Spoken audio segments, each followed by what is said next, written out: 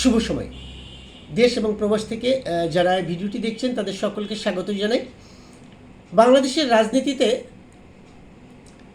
কখন কে কী বলেন অথবা কে কখন কী করেন সেটা বোঝা বড় মুশকিল। বর্তমানে ভারতে অবস্থানরত ক্ষমতাচ্যুত বাংলাদেশের সাবেক প্রধানমন্ত্রী শেখ হাসিনা এবছরই দেশে ফিরবেন বলে যে ঘোষণা দিয়েছেন, এর কঠোর সমালোচনা করেছেন তারই সরকারের সাবেক স্বরাষ্ট্র প্রতিমন্ত্রী তানজিম আহমেদ সোহেল তাজ।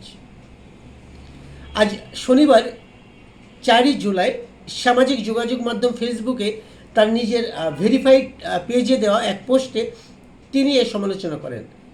সোহেল তাজ লিখেছেন, একজন মানুষের ইগো বা অহংকার যে একটি দেশ এবং দলকে ধ্বংস করতে পারে তার প্রমাণ হচ্ছে সাবেক প্রধানমন্ত্রী শেখ হাসিনা এবং তার পরিবার। গণহত্যা, গুম, খুন, দুর্নীতি করে গণতন্ত্র কবর দিয়ে মুক্তিযুদ্ধের চেতনাকে অপব্যবহার করে দেশ এবং মানুষের সাথে বিশ্বাসঘাতকতা করেছে আওয়ামী লীগ। আওয়ামী লীগকে ধ্বংস করে ছাত্র জনতার ঝাঁটাপেটা খেয়ে পালিয়ে গিয়ে দুর্নীতি লুটপাট করে লক্ষ লক্ষ কোটি টাকা বিদেশে পাচার করা, সেই টাকার পাহাড়ে বসে আবার এখন দেশে ফেরার কথা বলে আওয়ামী লীগের নিরীহ নেতাকর্মীদের বিপদে ফেলার আরেকটি ভণ্ডামি করছে শেখ হাসিনা। সোহেল তাজের এই ভেরিফাইড ফেসবুকে তিনি আরও লিখেছেন, আত্মসমালোচনা এবং আত্মোপলব্ধি না করলে অদূর ভবিষ্যতে আওয়ামী লীগের রাজনীতির মাঠে ফিরে আসার সম্ভাবনা খুবই কম। দেশের প্রথম প্রধানমন্ত্রী তাজউদ্দিন আহমেদের ছেলে সোহেল তাজ 2001 সালে জাতীয় সংসদ নির্বাচনে আওয়ামী লীগের মনোনয়নে গাজীপুর 4 কাপাসিয়া আসন থেকে প্রথমবার সংসদ সদস্য নির্বাচিত হন। 2008 সালে একই আসন থেকে তিনি দ্বিতীয়বার জয় পান। সোহেল তাজ 2009 সালের 6 জানুয়ারি শেখ হাসিনার নেতৃত্বাধীন মন্ত্রিসভায় স্বরাষ্ট্র প্রতিমন্ত্রীর দায়িত্ব পান। তবে ব্যক্তিগত কারণ দেখিয়ে একই বছরের 31 মে মন্ত্রিসভা থেকে তিনি পদত্যাগ করেন। 2012 সালের 23 এপ্রিল সংসদ সদস্য পদ থেকেও পদত্যাগ করেন সোহেল তাজ।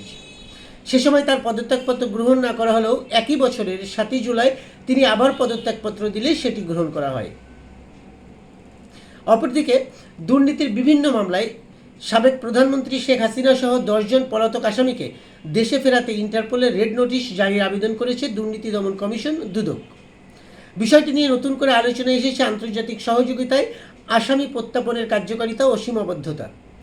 দুদকের সহকারী পরিচালক তানজির আহমেদের দেওয়া তথ্য অনুযায়ী ক্ষমতাচ্যুত প্রধানমন্ত্রী শেখ হাসিনা তার ছেলে সজীব ওয়াজেদ জয় এবং মেয়ে সাইমা ওয়াজেদ পুতুলের বিরুদ্ধে দুর্নীতি মামলার বিচার প্রক্রিয়ায় অংশ নিতে ইন্টারপোল রেড নোটিশ জারির আবেদন করা হয়েছে। সোহেল তাজের এই ফেসবুক পোস্ট ফেরার কথা বলে নেতাকর্মীদের বিপদে ফেলার আরেকটি ভণ্ডামি করছেন হাসিনা। এটি নিয়ে নেটিজেনদের মধ্যে বেশ আলোচনা সমালোচনার জন্ম হয়েছে। এখন দেখা যাক ভবিষ্যতে বলবে সোহেল তাজের এই কথার বাস্তবতা কতটুকু। সঙ্গে থাকবেন। যারা ভিডিওটি দেখছেন অনুগ্রহ করে শেয়ার করবেন, লাইক করবেন, কমেন্ট করবেন। ধন্যবাদ সকলকে।